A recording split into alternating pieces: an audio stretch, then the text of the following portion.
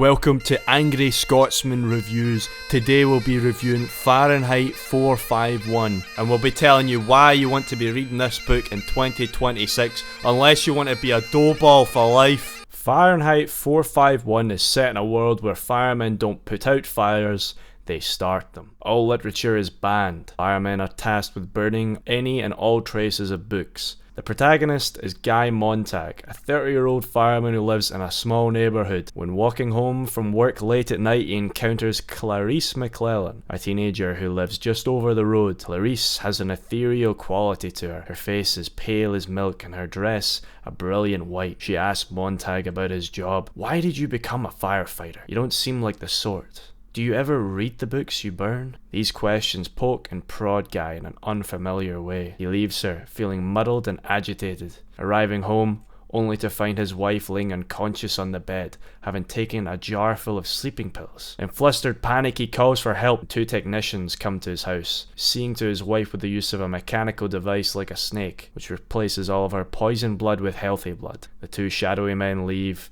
telling Guy she will be fine in the morning, and he's left with nothing but his thoughts. From this point on, nothing will be the same for Guy, and he will question the very fabric of his world, eventually rallying against it. There are three reasons why I think this book is particularly resonant in the year 2026. They are censorship, societal deviation from reading and critical thinking, and the epidemic of loneliness and discontentment. The only reading material that's left in this world that remains legal are instruction manuals and comic books. Anything that might confuse the mind or challenge it is persecuted and banned. And there are very real parallels with that in the real world. This book in particular has been banned in multiple countries. It was actually ironically burned along with other banned publications in apartheid South Africa from the 50s to the 70s. It has also been censored and pulled from certain libraries in the United States over the years. So it should be at the very least intriguing to you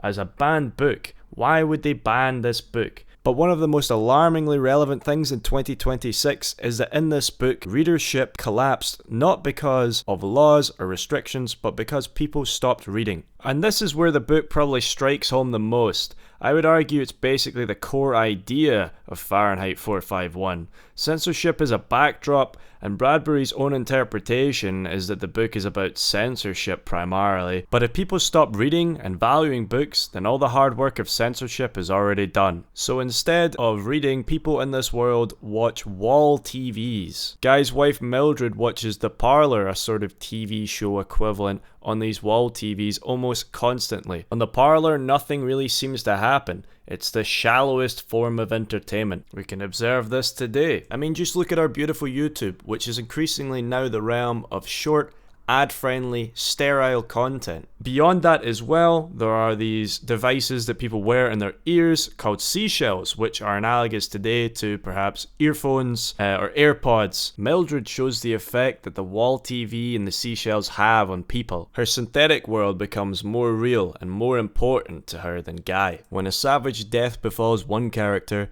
she recounts it to him with almost no significance. He asks her how. She forgets most of the details. It happened 4 days ago, maybe? And then she simply turns the soft music of her seashells back on and forgets. These seashells or AirPods are a way of numbing yourself to the world around you. And today, in 2026, people use them in much the same way. The material world becomes secondary to our digital existence and information bubble. But are people more content in this sort of world? Are they more content in Fahrenheit 451? The answer is obviously no. In Fahrenheit 451, people put up the illusion they're happy, but really they're very lonely. Guy and Mildred are married, but they can't even remember the day that they met. He doesn't even think he'd cry if she died. The thought of that makes him cry, but not her possible death. It's a warning about exchanging the real world for the fake, for preferring entertainment over difficulty, isolation over interaction. It rings true today. People glide through the world without really touching it, listening to something or watching something all the time. People as a result are lonelier than ever before. They spend so much time plugged in, they miss out on genuine human interaction. And on another point, they limit their capacity to think. When people deprive themselves of the possibility of thinking, people lose direction, purpose, and control of their own existence. Your decisions, your thoughts, hell, even your dreams are handed over to big companies, external parties, maybe maybe even governments, maybe not even your government. And this is what's happened in the dystopia of Fahrenheit 451. So if recently you've been feeling like an absolute numpty, your attention span's been in the mud, you've been all scatterbrained, you've been doom scrolling, there's a reason for that. It's because you're plugged in. You become one with the machine, and what you need to do is disconnect. You need to recognize these powers that are vying for control over your attention, and you need to start thinking in a critical manner. Get out into that wider world, experience things, breathe, and read. It's important. It's important for your brain. Reading is the greatest antidote to ignorance. So ladies and gentlemen, go throw off the corporate shroud, go read, and go explore. Fahrenheit 451, I'll give it a 7 out of 10. But for 2026, an 11 out of 10, because you'll go, holy shit, this is exactly what's happening a few times. And it was written all the way back in the 50s. Thanks for watching, folks. I'll see you in the next one.